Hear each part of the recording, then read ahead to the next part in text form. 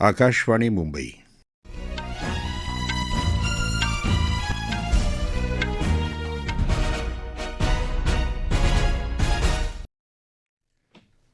राजेश शिरभाते राष्ट्रीय बातम्या देत आहे. ठळक बातम्या. संरक्षण मंत्री राजनाथ सिंग यांचं समान पद समान निवृत्ती वेतनचा तिसरा हप्ता जारी करण्याचे निर्देश. मध्य प्रदेशसह तेलंगण, छत्तीसगड आणि राजस्थान विधानसभा निवडणुकीसाठी प्रचार शिगेला. ज्येष्ठ नेत्यांचे झंझावाती दौरे. प्रधानमंत्री नरेंद्र मोदी यांची मध्य प्रदेशात सतना इथं प्रचारसभा. ऑनलाईन पर्यटन सेवा कंपन्यांनी कोरोना काळात रद्द झालेल्या सहलींचे पैसे ग्राहकांना नोव्हेंबरच्या तिसऱ्या आठवड्यापर्यंत परत करावेत, असे ग्राहक हक्क संरक्षण मंत्रालयाचे आदेश. आणि 37व्या राष्ट्रीय क्रीडा स्पर्धांचा आज गोव्यात समारोप. महाराष्ट्र 220 पदकं मिळवून अव्वल स्थानावर. संरक्षण मंत्री राजनाथ सिंग यांनी आपल्या मंत्रालयाला समान पद समान निवृत्ती वेतनचा तिसरा हप्ता जारी करण्याचे निर्देश दिले आहेत. दिवाळीपूर्वी स्पर्श प्रणालीद्वारे निवृत्ती वेतन घेणाऱ्या निवृत्ती वेतनधारकांना या निर्णयाचा लाभ मिळेल. बँका आणि इतर यंत्रणांना यासंबंधी सूचना दिल्याचं त्यांनी समाजमाध्यमात म्हटलं आहे. मध्य प्रदेशसह तेलंगण, छत्तीसगड आणि राजस्थान विधानसभा निवडणुकीसाठी प्रचार शिगेला पोहोचला आहे. प्रधानमंत्री आणि भारतीय जनता पार्टीचे ज्येष्ठ नेते नरेंद्र मोदी यांनी मध्य प्रदेशात दमोह, गुना, मोरोना या ठिकाणी झालेल्या सभांमध्ये केंद्र आणि राज्य सरकारनं राबवलेल्या विकास योजनांची माहिती दिली. काँग्रेसच्या नेत्या प्रियांका गांधी यांनी देवासमधील सनवेरमध्ये झालेल्या सभेत सरकारी नोकऱ्यांचं प्रमाण कमी झाल्यामुळे जनतेत रोष असल्याची टीका केली.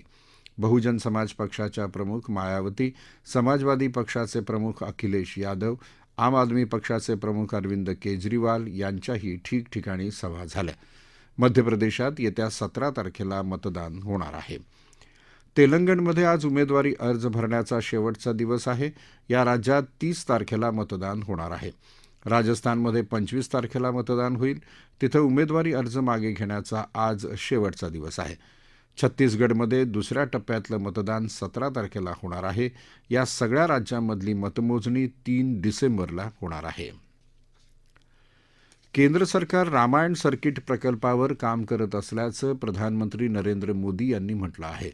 ते आज मध्य प्रदेशातल्या सतना इथं आयोजित एका प्रचारसभेत बोलत होते.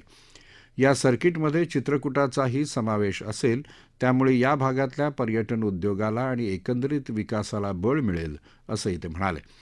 काँग्रेसच्या 2G, कोळसा आणि राष्ट्रकुल क्रीडा स्पर्धेतल्या आर्थिक गैरव्यवहारांचा उल्लेख करत ते म्हणाले की मतदानाच्या आधीच काँग्रेसच्या खोटेपणाचा फुगा फुटला आहे.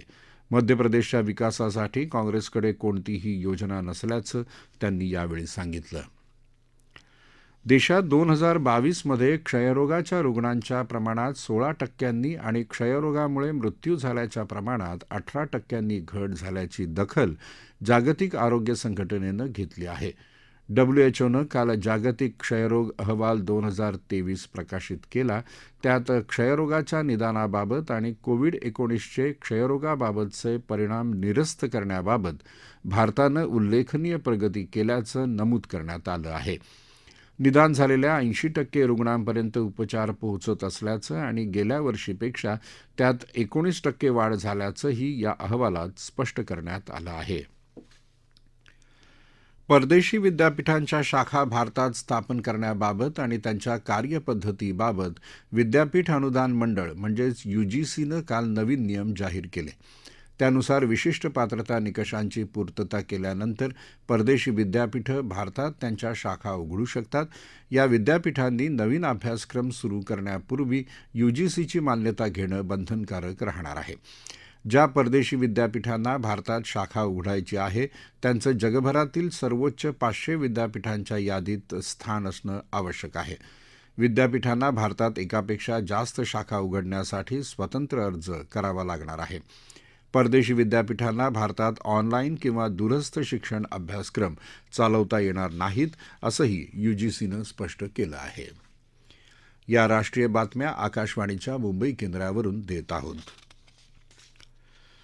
ऑनलाईन पर्यटन सेवा कंपन्यांनी कोरोना काळात रद्द झालेल्या सहलींचे पैसे नोव्हेंबरच्या तिसऱ्या आठवड्यापर्यंत परत करावेत असे आदेश ग्राहक हक्क संरक्षण मंत्रालयानं दिले आहेत.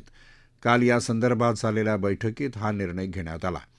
या बैठकीला मेक माय ट्रिप, यात्रा अशा कंपन्यांचे प्रतिनिधी उपस्थित होते. या संदर्भात हे संपूर्ण पैसे परत करण्याचे आदेश सर्वोच्च न्यायालयानंही दिले होते. 2020 मध्ये परत करण्याचे पैसे अद्यापही परत केले गेले नसल्याचं मंत्रालयाच्या लक्षात आल्यानंतर त्यांनी आपणहून याबाबत बैठक घेऊन हे पैसे आता लवकर परत करण्याचे आदेश दिले आहेत. उत्तराखंड राज्याचा आज 23वा स्थापना दिवस साजरा होत आहे. या निमित्तानं राज्याच्या अनेक भागात विविध कार्यक्रमांचं आयोजन केलं आहे. देहरादूनमध्ये पोलीस लाईन इथं आयोजित कार्यक्रमाला राष्ट्रपती द्रौपदी मुर्मू उपस्थित होत्या. उत्तराखंड आपल्या पायाभूत सुविधांचा विकास करून वेगानं प्रगती करत आहे, असं राष्ट्रपतींनी यावेळी म्हटलं. देहरादून इथं डिसेंबरमध्ये होणाऱ्या जागतिक गुंतवणूकदारांच्या शिखर परिषदेमुळे राज्यातल्या तरुणांना रोजगाराच्या संधी उपलब्ध होतील, असंही त्या म्हणाल्या. यावेळी राष्ट्रपतींनी सर्व देशवासियांना आगामी दीपावलीच्या शुभेच्छा दिल्या.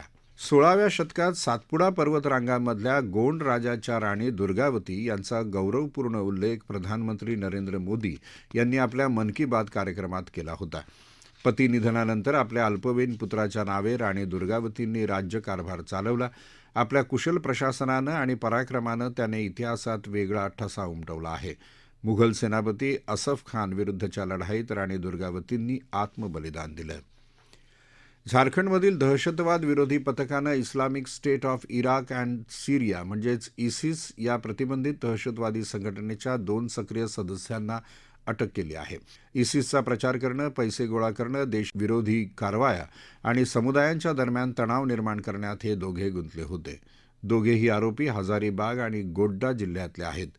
एका आरोपीच्या मोबाईल फोनमधील टेलिग्राम उपाययोजनांमध्ये एक संशयास्पद संभाषण सापडल्यानंतर त्यांच्या कारवाया उघडकीस आल्याचं झारखंड पोलिसांनी सांगितलं. साहित्य अकादमीकडून दिले जाणारे बाल साहित्य पुरस्कार आज नवी दिल्ली इथं अकादमीचे अध्यक्ष माधव कौशिक यांच्या हस्ते प्रदान करण्यात येणार आहेत. मराठीसाठी छंद देई आनंद या काव्यसंग्रहासाठी बाल साहित्यकार आणि कथाकथनकार एकनाथ आवाड यांना गौरवण्यात येणार आहे.